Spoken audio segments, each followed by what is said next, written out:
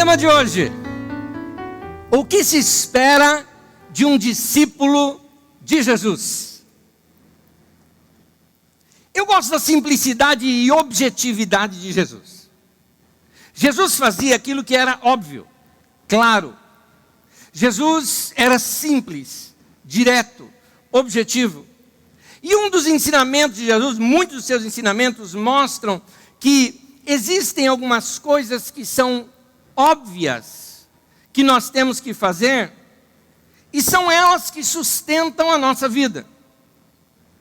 Por exemplo, no próprio tema de hoje, o que se espera de um discípulo de Jesus, eu quero te mostrar que você já sabe.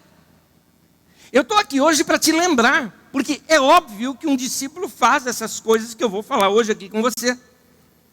A vida de muita gente está ficando chata, porque ela está deixando de praticar princípios óbvios e simples de vida. Se nós fizéssemos o básico, somente o básico, nossa vida já seria muito diferente. Num relacionamento, por exemplo, por que um relacionamento começa a travar?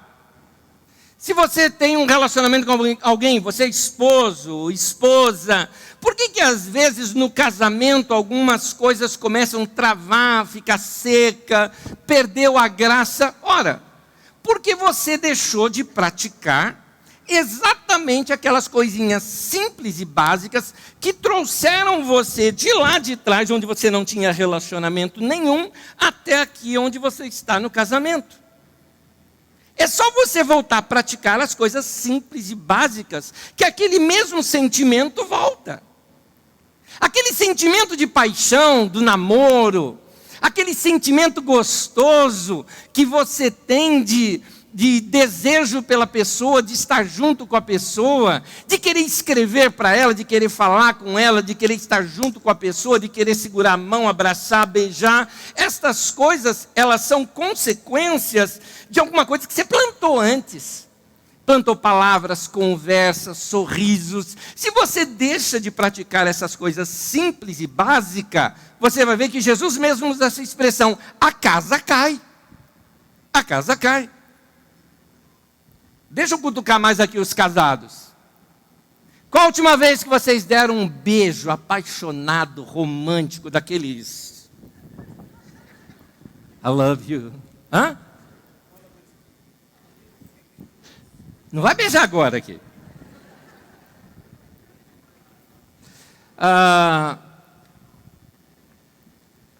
Você como casal, vocês saem de mãos dadas? No mínimo. Ou você é daquele que a mulher vai lá na frente com as trouxas, você com a chicote atrás? É assim. Nós precisamos ter relacionamento. E relacionamento fala de toques, abraços, beijos, estar juntos, conversar, dialogar, ser amigo, falar das coisas que sonham, sonharem juntos, viajarem nas ideias, planejar.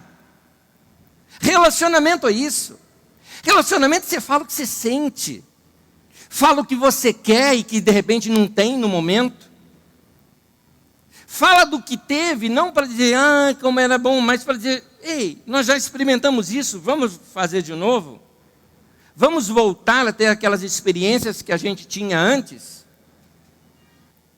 Quando se deixa de dar aquela paqueradinha com todas as boas intenções, o casamento enfraquece. Casamento, para dar certo, precisa disso, e se não fazer esse básico, a casa cai. Sabe aquela historinha?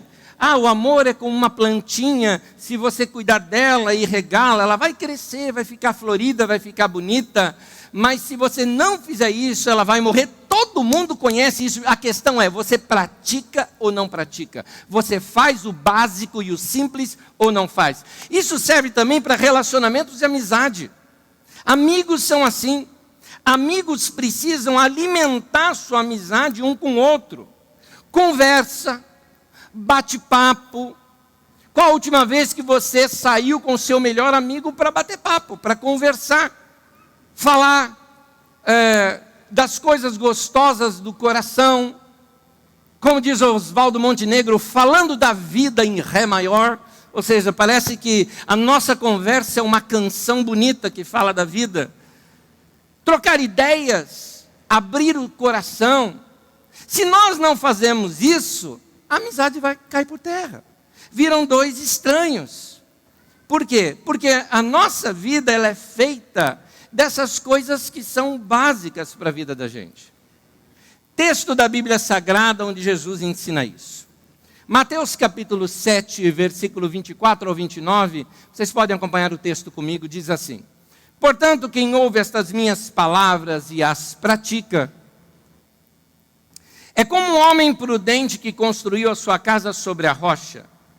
Caiu a chuva, transbordaram os rios, sopraram os ventos e deram contra aquela casa, e ela não caiu porque tinha os seus alicerces na rocha. Mas quem ouve essas minhas palavras e não as pratica, nota que só existe essa diferença. Ambos ouvem, um pratica, o outro não pratica. E ele continua, que não as pratica, é como um insensato que construiu a sua casa sobre a areia. Versículo 27. Caiu a chuva, transbordaram os rios, sopraram os ventos e deram contra aquela casa, e ela caiu e foi grande a sua queda. Quando Jesus acabou de dizer essas coisas, as multidões estavam maravilhadas com seu ensino, porque ele as ensinava como quem tem autoridade, não como os mestres da lei daquela época. O que Jesus ensinou aqui, cá entre nós, não foi o óbvio? O óbvio. Ninguém, usando os padrões de construção daquela época, ninguém construía uma casa. Ele começava a cavar ali naquele barro e ele chegava até onde tinha um apoio de uma rocha. A partir dali ele começava a sua construção. Ninguém constrói sem encontrar essa rocha. Ninguém constrói somente onde tem um terreno arenoso. Vai ruir a casa. A hora que chover, aquela casa é pau a pique, com barro, começa a entortar a casa, o chão começa a ceder, a casa vai cair. É o que Jesus está dizendo. Agora, o que Jesus ensinou não é óbvio? Então era isso que ele queria ensinar. Faça o óbvio. Faça o básico. Faz aquilo que você já sabe que tem que fazer. Tem muita gente que está aqui hoje falando, Deus, fala comigo, dá uma resposta para a minha vida. E Deus está falando, eu já falei. E você não está fazendo. Faz o básico. Qual é o básico que você precisa para sustentar a tua família? Você sabe. Qual é o básico, o fundamental que você precisa para reestruturar toda a sua vida financeira? Você sabe. Qual é o básico que você precisa para ter disposição para virar? Eu estou com desânimo na vida. Tá bom, vamos levantar cedo, começar a fazer caminhada, mudar essa sua alimentação, parar de comer gordura, parar de comer um monte de coisa que você sabe que só te deixa buchento, né? Está na hora de você mudar. Está na hora de você sabe o que tem que fazer, mas não faz. Quem ouve a palavra e não pratica, está construído a casa sobre a areia, uma hora a casa cai. Então faz o básico, porque aquele que faz o básico, o que Jesus está dizendo? Quem faz esse básico, vem chuva, vem tempestade, vem problema, a casa não cai. Vamos pensar em termos de casal, aquele casal que tem tempo juntos, são amigos, eles se conhecem bem, eles oram juntos, eles têm estrutura juntos, eles se amam. Na hora que vem uma tempestade, vem um problema, enfrentam tudo isso, a tempestade vai embora, a enxurrada se escoa, mas a casa deles está firme sobre a rocha e não vai cair. Faz o básico. Jesus era muito simples e muito prático. Em Mateus 12, de 9 a 14, conta um momento em que Jesus cura um enfermo no sábado. E ali os judeus ficaram chateados com aquilo, porque no sábado não pode fazer nada. E Jesus falou, como não pode fazer nada? Como assim? Se a sua ovelha cai dentro de um buraco no sábado, você ia deixar o bichinho lá e só retirar no outro dia? Você sabe que não, você sabe que você ia retirar antes. E um detalhezinho, não era por amor aos bichinhos naquele tempo não. É porque a ovelha valia, dinheiro. E Jesus fala, vale mais um homem do que dinheiro, vale mais gente do que coisa. Jesus estava dizendo o seguinte, o que eu fiz foi o básico, foi o óbvio. tem uma pessoa sofrendo, eu tenho o poder de curá-la, eu vou esperar no dia seguinte para fazer uma coisa que eu sei que eu posso fazer agora? Faz o básico, faz o óbvio. Vai ter experiências com Deus ao longo da semana e você vai ter muitas vezes ao longo da semana esse impulso da fé de se fazer o básico, o óbvio. Eu estava no trem essa semana e conversando até com alguns irmãos que eu encontrei ali no trem, estava tendo um papo muito gostoso. E eu percebi que atrás de mim passou um aleijado, eu vou dizer se rastejando, porque ele estava sob um carrinho de rolimãs, ele não tinha pernas. Ele nem se dirigiu a mim, porque eu estava de costas para ele, se dirigiu a outros, pedindo esmola, e foi passando. Meu impulso foi básico, simples, rápido. Eu preciso ajudá-lo, ele não tem como trabalhar, saquei um dinheiro, fui lá e dei na mão dele o sorriso que ele me abriu. Eu lembro até agora. E depois eu orei por ele. Eu cheguei em casa, eu lembrei de novo, orei por ele. Estava preparando a mensagem, lembrei de novo. Estou falando com vocês agora, lembrei de novo. Dentro do meu coração, essa oração por aquele homem. O que me faz ver isso? Eu fiz o básico, simples. Tem um cara necessitado, dinheiro eu tenho, aquilo não vai me fazer falta, por favor, né? Mesmo que fizesse falta, se Deus mandou, você faça. Mas aprenda a seguir os impulsos de Deus ao longo do seu dia. Pensou em alguém, ora por aquela pessoa. Faz o básico, simples. Lembrou de alguém que é da tua família? Ora, liga, você tem telefone? Bateu a saudade? Telefonezinho, uma mensagem, uma palavra, uma mensagem de voz, alguma coisa que faça vocês se sentirem mais próximos uns dos outros. Hoje nós tivemos pessoas que se batizaram aqui, e essas pessoas que se batizaram fizeram uma aliança com Deus. O que é que Deus espera deles? O que é o básico e simples que Deus espera de cada um de nós como discípulo de Jesus? O que é que Deus espera da minha vida, da tua vida? O que se espera de um discípulo de Jesus? Que é o tema de hoje. Quero te mostrar 3 coisas básicas e simples que você sabe e eu quero te lembrar. Vamos lá. Primeiro, o que se espera de um discípulo? Que ele ore buscando conexão com Deus. Vamos falar esse ponto 1 juntos? Ore buscando conexão com Deus. Eu estou falando de comunhão com Deus, mas eu preferi usar a palavra conexão. Porque você entende muito bem, aquele dia que você sai de casa e simplesmente o seu celular perdeu por alguma razão conexão com 3G, com 4G, não pega Wi-Fi, não pega nada. Como é que você se sente naquele momento? Meu Deus, eu estou perdido no mundo. Não falo com ninguém, ninguém fala comigo, não tenho notícia, não sei. Mas olha, parece que a gente está tão viciado hoje que a gente não sabe mais viver sem esse bendito celular. Fala a verdade. Fala a verdade. Tem um homem que foi no consultório de psicanálise e ele, deitado no divã, falou: doutor, eu não sei o que acontece mais comigo. Eu não falo mais com ninguém, eu só vivo de cabeça baixa, parece que eu estou em outro lugar, eu estou com algum problema. Ele falou: sim, você tem um celular. Nós estamos muitas vezes viciados demais nisso, mas vamos falar de conexão aqui. Nós precisamos ter conexão com Deus, contato com Deus, estarmos ligados com Deus.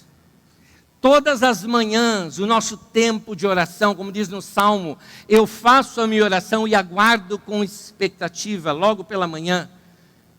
Todo discípulo de Jesus sabe que a oração faz parte desse nosso contato com Deus. Se conecte com Deus logo pela manhã. Fique sensível para poder ter experiências com Ele ao longo do dia.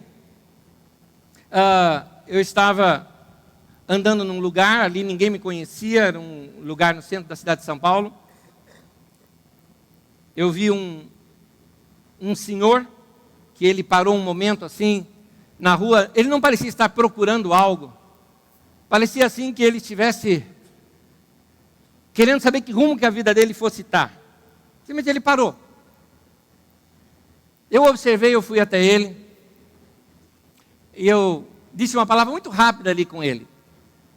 Eu falei para ele: senhor, com licença, eu estava te observando e eu sou cristão e eu decidi que hoje eu vou dedicar uma parte da minha vida para orar por você e abençoar a tua vida. Aquele homem, talvez já uns 60 anos de idade, talvez, seus olhos encheram de lágrimas Ele falou, eu estava mesmo procurando um destino para mim.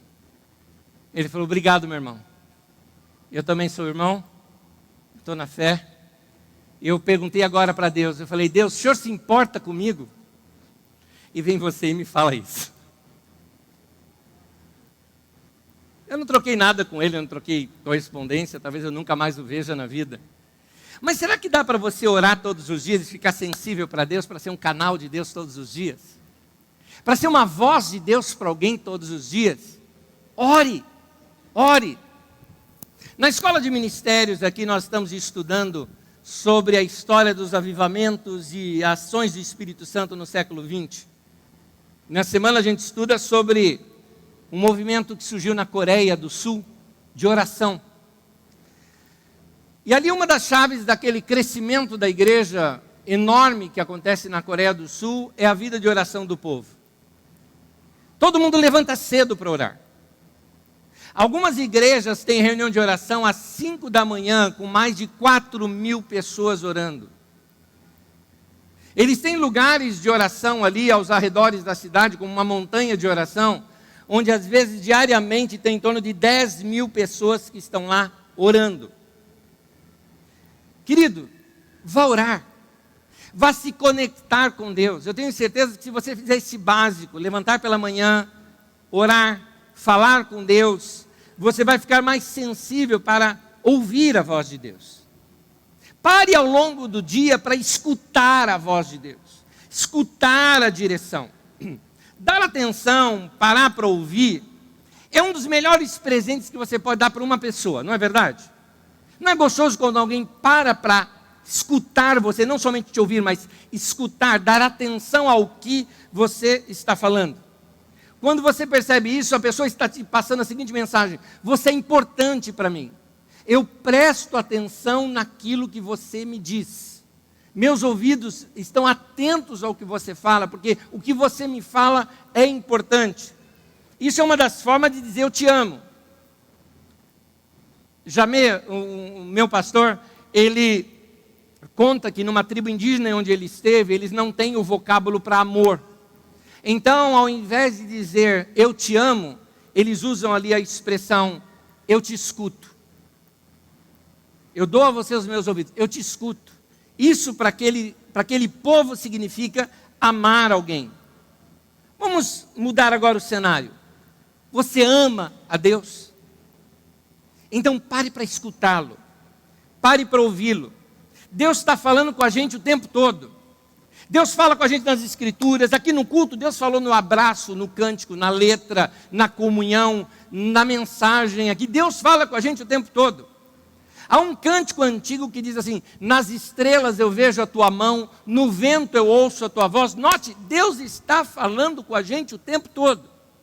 Nós precisamos parar para ouvi-lo. Há uma impressão interior, você ouve a voz de Deus. Talvez você não saiba que é a voz de Deus, mas sabe aquela voz interior que você não ouviu, mas você sabe? Aquele saber interior, que quando você faz errado, você fala, no fundo, eu sabia que eu não deveria ter feito isso. O que era aquele, eu sabia que eu não deveria ter feito? Era a voz de Deus. Você conhece a voz de Deus. Você sabe a voz de Deus. Você precisa se acostumar com ela. Então, pare para ouvi-lo ao longo do dia. Tem algumas práticas que vão te ajudar muito a emendar nisso aqui. Deixa-me ir já para o segundo ponto que você vai entender. O que se espera de um discípulo? Segundo, que ele leia as escrituras com desejo. Vamos falar o segundo ponto juntos? Leia as escrituras com desejo. Deus está presente na sua palavra. Deus fala conosco nas escrituras. Faça uma leitura bíblica, não precisa ser longa, faça uma leitura bíblica. Leia o livro de Provérbios, leia o livro dos Salmos, vá ler os evangelhos, leituras simples, básicas, fáceis. Crie o hábito de lê-la sempre. Deixa Deus despertar em você paixão, amor pelas escrituras. Na China é proibido reuniões públicas. A Bíblia não é permitido lá. Então, como vivem aqueles cristãos na China? Calcula-se hoje que nós temos mais de 100 a 130, entre 100 a 130 milhões de cristãos na China, dados oficiais, que provavelmente seja muito mais do que isso. Eles se encontram de modo escondido. E um irmão que esteve numa dessas reuniões da igreja, contou uma experiência fantástica. Ele contou o seguinte: um irmão estrangeiro, não era de lá, conseguiu localizar com alguém, ia ter uma reunião da igreja, ele foi. Naquele dia, eles estariam recebendo um irmão chinês antigo, que havia sido preso. Passou anos na prisão. E na prisão ele conseguiu 3 páginas da Bíblia, onde tinha o Sermão da Montanha, 3 ou 4 páginas que tinha o Sermão da Montanha. Ele decorou o Sermão da Montanha. E então, naquele dia, sabendo de cor o texto, ele estava ditando o texto para aqueles irmãos que estavam ali, em todos os lugares da casa, nas escadas da casa, e aquelas pessoas com caderno e caneta na mão, anotando, copiando aquele texto das Escrituras, que aquele irmão, por horas, ficou ali, apenas ditando, para que eles pudessem ter o texto bíblico. E ele conta uma das experiências assim, ele falou: eu vi um jovem, e aquele jovem copiava e ouvia aquilo, e chorava. E então, após ter copiado, ter terminado uma sentença, ele virou-se para mim, diz aquele irmão, virou-se para mim e disse o seguinte: eu agora tenho um texto da Bíblia Sagrada que é meu, e é para mim. E chorando, continuou ali copiando. Paixão pelas Escrituras, vontade de ler a Bíblia, e você tem ela aí no seu celular, no computador, em casa, em tudo quanto é lugar, e não dedica tempo para ler. Vá ler as Escrituras.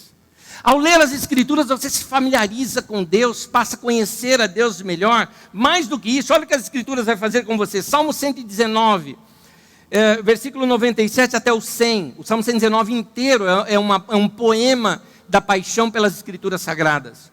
Diz assim: como eu amo a tua lei. Medito nela, a palavra, você vai encontrar aqui, lei, mandamento, testemunhos, preceitos, é tudo sinônimo da palavra de Deus, ok? Volto a ler. Como eu amo a tua lei. Eu medito nela o dia inteiro. Os teus mandamentos me tornam mais sábio do que os meus inimigos, porquanto os teus mandamentos estão sempre comigo. Tenho mais discernimento do que todos os meus mestres, porque eu medito nos teus testemunhos. Tenho mais entendimento do que os anciãos, porque obedeço os teus preceitos. Note esses detalhes do texto aqui. Volta o texto para mim. 98. Mais sábio. 99. Mais discernimento. Versículo 100. Mais entendimento. Nota, eu vou ser mais sábio, eu vou ter mais discernimento, eu vou ter mais entendimento. Se eu fizer o quê? Volta para mim de novo 98. Se eu tiver os mandamentos que estão sempre comigo, se eu sempre for apegado à palavra de Deus. No 99 fala, porque eu medito na palavra de Deus.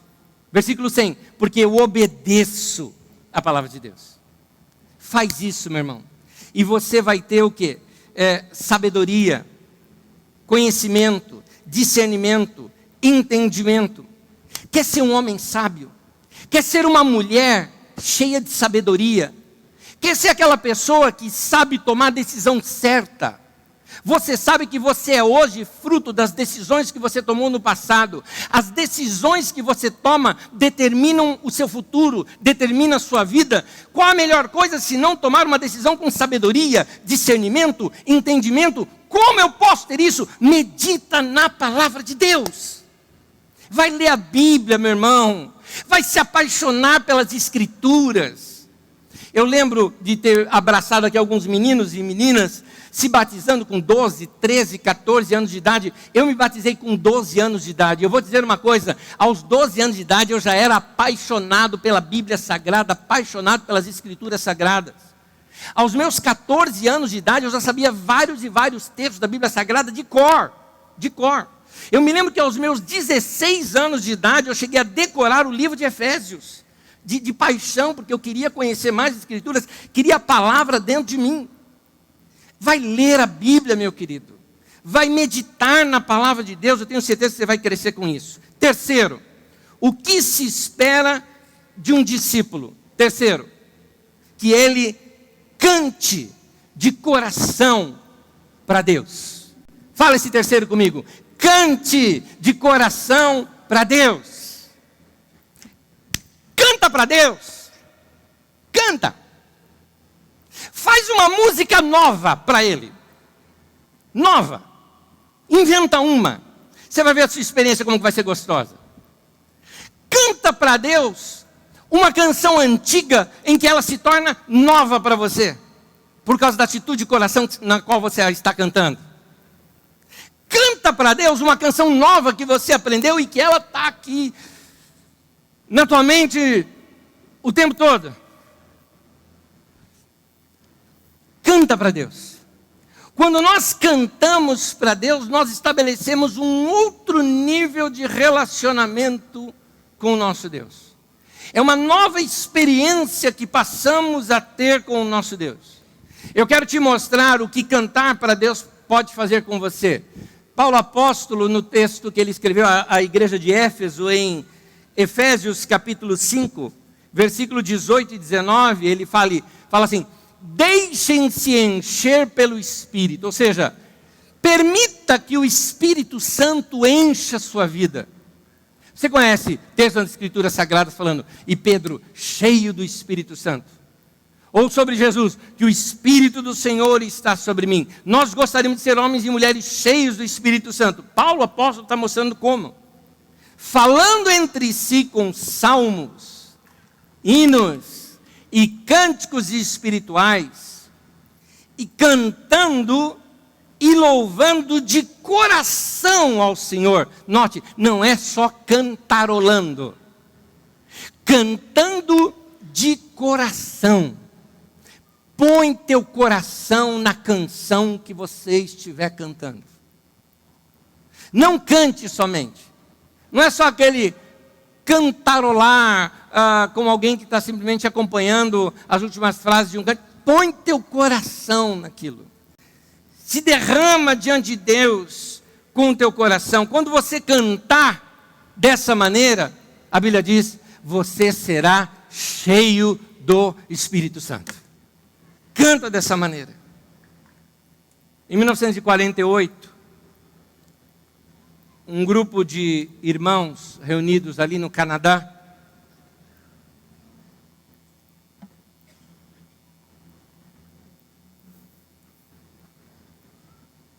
perceberam que Deus estava fazendo algo novo no meio da igreja naqueles dias. Numa das reuniões da igreja, simplesmente muitas pessoas começaram como que ouvir uma canção. Não era uma canção, era simplesmente como se fosse uma única tonalidade em arpejos, só que em vozes. Várias pessoas. Um irmão que estava ministrando naquela noite, simplesmente chegou e convocou a congregação toda. Vamos cantar um cântico novo ao Senhor. Nós todos já sabemos a tonalidade, vamos cantar. Cada pessoa começou a abrir a boca e fazer um cântico novo. E naquilo se harmonizava. Começou a ficar assim um grande coral cantando. Alguns cantavam pelos dons do Espírito Santo em outras línguas, outros cantavam na sua própria língua, outros simplesmente em aleluias. E então, em aleluia, aleluia, aleluia. E aí aquilo ia enchendo aquele lugar. Tal experiência foi tão forte, que um irmão que estava presente ali, daquela liderança, é o único que está vivo até hoje, eu vi um videozinho daquele velhinho fofo, né, contando essa história lá de 48, e ele conta o seguinte, James Watt, ele conta, a melodia do próprio céu encheu toda a igreja. Era como se um poderoso órgão com belos acordes crescentes entremeados por solos, porém em perfeita harmonia. Todos que ouviram isso, quarteirões de distância, disseram que isso tocou áreas do seu ser que nenhum outro poder na terra tocara antes. Curas especiais foram operadas. Surdos ouviram, cegos viram, pessoas foram curadas de câncer, corpos doentes se fizeram sãos, pecadores foram salvos e o sangue precioso de Jesus beneficiou a todos. Simplesmente porque a igreja decidiu cantar de coração para o Senhor. Nós podemos fazer isso hoje aqui. Cantar juntos, de coração para o nosso Deus. E colocar em prática ao longo da semana essas 3 coisas tão simples: orar, ler as Escrituras e cantar de coração. Vou repetir para você. O que Jesus espera de você como discípulo dele? O que se espera de um discípulo de Jesus? Orar, ler as Escrituras e cantar de coração para Deus. Amém? Fica de pé comigo. Fica de pé comigo. Eu quero ler mais um texto das Escrituras com você. No livro de 2 Reis, você acompanha comigo na tela, capítulo 3, versículo 15.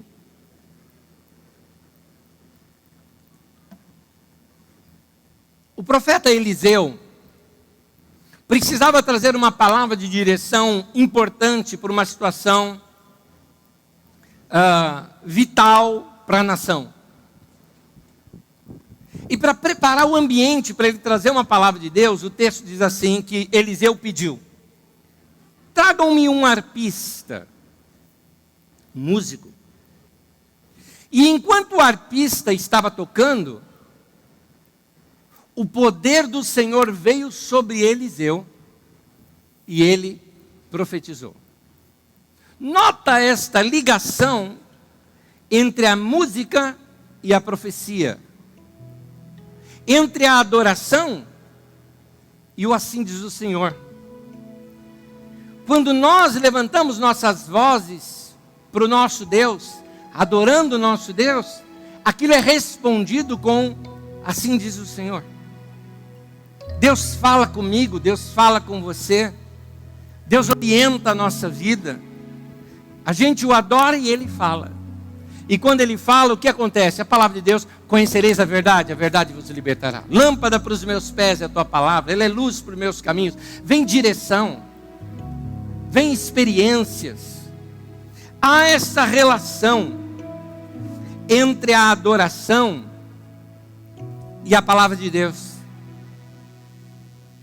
E nessa relação entre essa adoração e palavra de Deus, é que eu gostaria de insistir com você, de não somente hoje aqui, mas ao longo da sua semana, que cantasse para o teu Deus, para que ao longo da semana você possa ter experiências, onde o seu coração fica sensível, e você simplesmente ouve a voz de Deus, entende a direção de Deus para a tua vida. Entenda o que eu vou falar, você não precisa de um guru, você não precisa de uma pessoa para orientar os teus caminhos. A Bíblia fala que vocês têm a unção que vem do Santo e não tem necessidade de aprender coisa alguma. Ele te ensina todas as coisas. Jesus mesmo disse que o Espírito Santo, Ele te guiaria e Ele te ensinaria todas as coisas. Deixa Deus falar com você. Ore, leia a Bíblia e adore a Deus. Não é simples demais? Talvez você esperasse uma coisa muito mais complicada. Deus não é complicado. Mas você tem que fazer esse simples e básico. Se fizer, a casa fica firme. Não fizer, uma hora a casa cai. Então, vamos fortalecer o nosso coração diante de Deus aqui agora. Vamos colocar o nosso coração diante de Deus para cantar para Ele. E pedir para Ele: vem sobre a minha vida. Lembra o que disse ali naquele texto? Encham-se do Espírito Santo. Como? Falando entre vocês em salmos, hinos, cânticos espirituais, cantando e salmodiando de coração ao nosso Deus, ao vosso Deus. Amém? Amém? Vamos fazer isso aqui agora? Vamos pedir isso para Deus nesse momento? Vamos pedir para o Espírito Santo encher nossas vidas. Eu quero te convidar a fazer algo nesse instante. Se você quiser, faça. Se não quiser, fica à vontade. Mas vem comigo assim, levante as suas mãos e comece a falar para Deus: Deus, encha a minha vida do Teu Espírito Santo. Me encha com teu Espírito Santo. Me encha com teu Espírito Santo. Pede isso para Deus. Pede isso para Deus.